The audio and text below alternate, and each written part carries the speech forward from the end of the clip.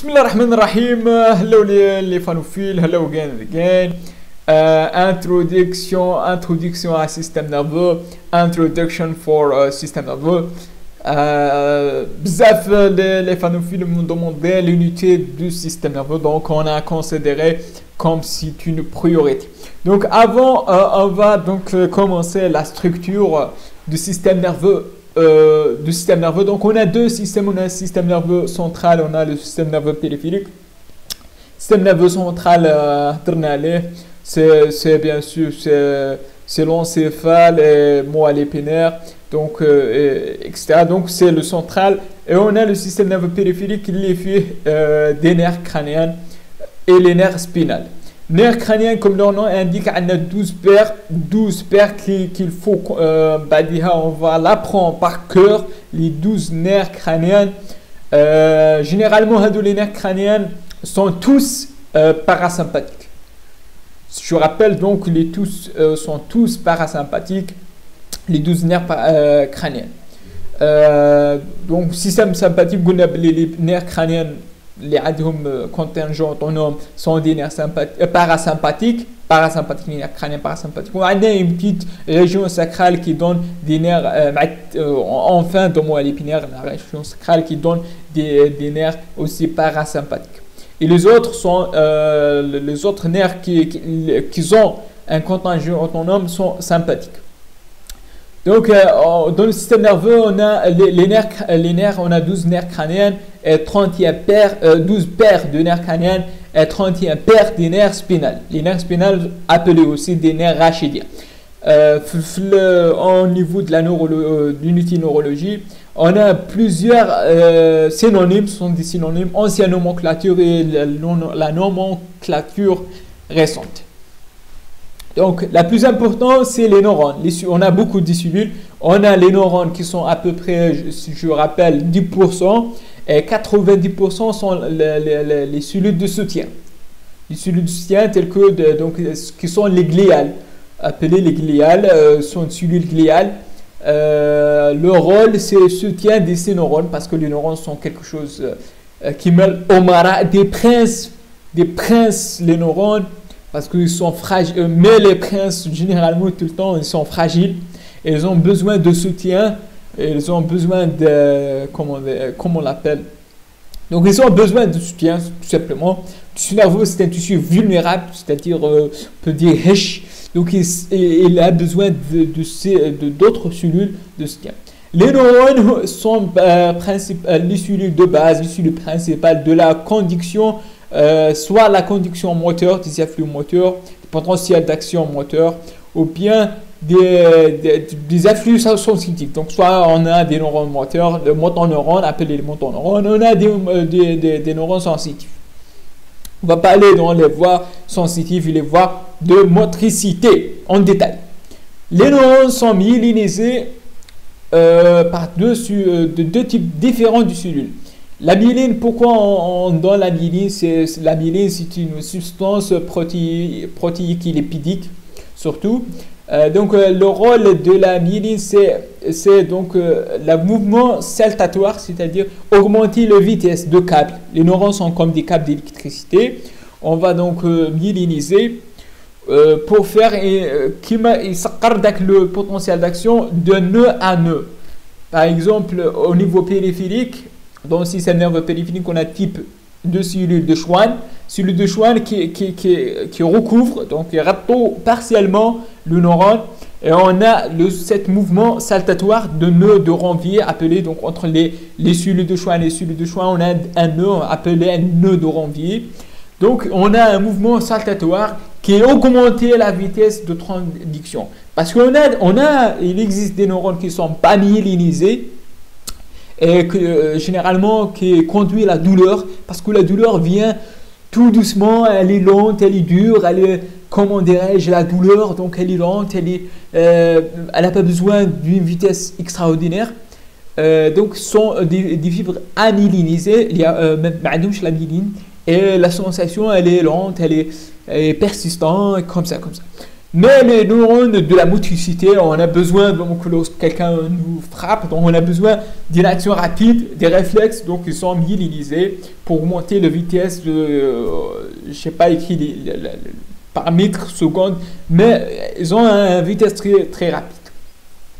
Donc au niveau périphérique, on a la cellule de Schwann qui recouvre partiellement une partie d'un nerf, une petite morceau d'un nerf.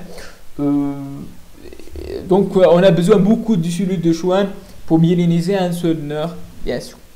Un seul segment d'un nerf. La cellule de Schwann recouvre un seul segment d'un nerf, c'est très important.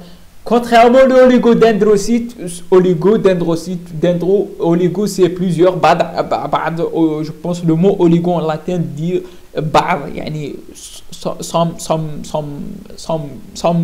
nerves. Donc oligodendrocyte, c'est une cellule au niveau central, singuliale, donc, mais qui recouvre, qui attache à plusieurs nerfs. Donc imaginez, c'est oligodendrocyte qui recouvre plusieurs nerfs, comme ça. Donc un seul oligodendrocyte peut recouvrir, je pense, si je ne me trompe pas, 20 axons des nerfs. Donc c'est au niveau central, c'est l'oligodendrocyte. Le développement du système nerveux, c'est très important, cette notion de développement du système nerveux commence dès 3e semaine la vie embryonnaire. Donc par appelé neurulation, j'ai oublié un N ici, neurulation. Le déficit de fermeture de ce tube neural, on a parlé de l'embryon, de neurulation, si vous vous rappelez de ça. On a la notopore antérieure et postérieure. Donc, la déficit de fermeture de neuropores, ces neuropores, lorsqu'ils ne sont pas fermés, elle peut donner la spina bifida, c'est l'absence de fermeture ou un déficit de fermeture de neuropores. Ou bien en avant, si on ne ferme pas en avant, on peut un embryon sans encéphalie. C'est grave. C'est comment dirais-je? Mais il touche incompatible avec la vie. Oui, on dit que ça a une encéphalie, c'est incompatible avec la vie. Et spina bifida, on peut traiter. Il y a plusieurs types de spina bifida, on ne va pas détailler ici. Le marqueur, c'est l'élévation de l'alpha-fétoprotéine, vous l'appelez de ça. L'organisation ou bien la systématisation, on a le neurotube qui va diviser en avant en 3 principales vésicules cérébrales. 3 principales vésicules cérébrales sont la proencéphale et la mésencéphale et le rhombencéphale. Et ces 3 vésicules cérébrales, après une semaine, je pense, j'ai oublié combien, elle va encore diviser en 5. Le résultat final, c'est 5 vésicules cérébrales d'un seul neurotype. 5 vésicules cérébrales, chacun va donner une partie de système nerveux. Ici, on parle du système nerveux bien sûr central. Chacun va donner une partie. Par exemple, la proencéphale va diviser en 2. Le premier, c'est la télencéphale qui va donner les hémisphères cérébraux. La télencéphale va donner les hémisphères cérébraux. La diencéphale qui va donner de basal ganglia. Le principalement diencéphalique, c'est le thalamus. Rappelez de thalamus. Est-ce que vous vous rappelez de ça, le thalamus qui va résultant donc de diencéphale. Donc je vous répète, la proencéphale va diviser en 2. Principalement télencéphale qui va donner la télencéphale qui va donner les hémisphères. Le diencéphale, c'est principalement donc thalamus, etc. Le mésencéphale va donner une partie appelée mésencéphale. Donc mésencéphale, elle va rester le mésencéphale et va donner le mésencéphale, midbrain, aussi en anglais, midbrain. Mésencéphale, c'est une partie de tronc cérébral, la partie haute du tronc cérébral appelée mésencéphale. Et la rhombencéphale va diviser en 2. Le premier vésicule, c'est la métencéphale. Le métencéphale va donner le pont. Le pont va donner le pont et le cervelet. Donc, le pont, bien le protuberance annulaire, le pont.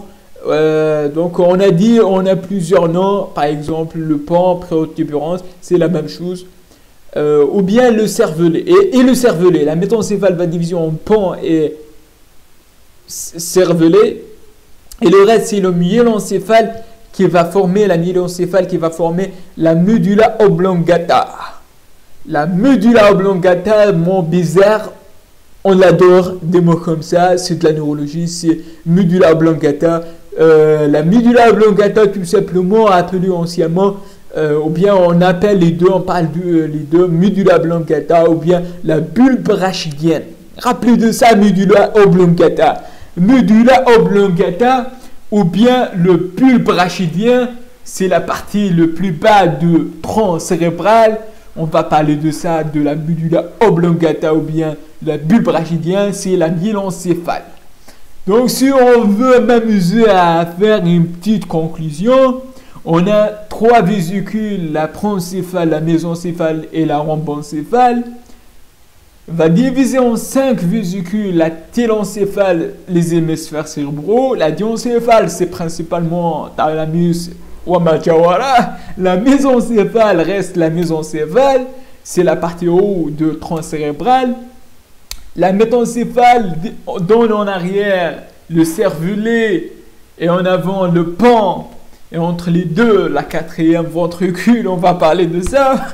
Et le reste, c'est la myélencéphale qui va former la medulla oblongata, appelée aussi le bulbe rachidien.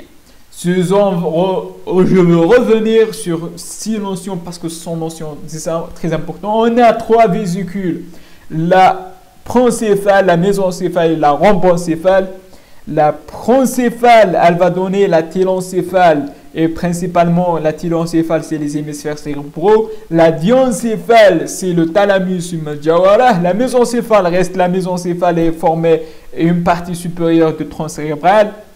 Le reste du tronc cérébral, c'est entre la métencéphale qui va donner le cervelet et le pont de tronc cérébral, le pont et cervelet, le pont appelé aussi la proturbérance annulaire, je pense, si je n'ai pas oublié le nom, et la myélencéphale qui va former la medulla oblongata, myélencéphale, medulla oblongata, et aussi medulla oblongata appelée aussi la bulbe rachidienne.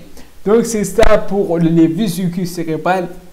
Le reste du tube neural va former bien sûr le moelle rachidien ou bien le moelle spinal. Moelle spinal. Et bien sûr, la lumière du tube neural va rester pour la circulation de liquide céphalorachidien et va former les ventricules, le système ventriculaire. On va parler de ça lorsqu'on parle des ventricules. Je vous remercie pour votre attention. J'espère que je n'ai pas très détaillé le cours et c'est simplement introduction pour avoir un peu l'organisation générale du système nerveux, 31 nerfs crâniens et c'est rhombencéphale, troncéphale, diencéphale. Je vous remercie pour votre attention. N'hésitez pas de cliquer sur j'aime, abonner sur ma chaîne, aider, aimer, partager et à la prochaine, Inch'Allah. Medulla oblongata.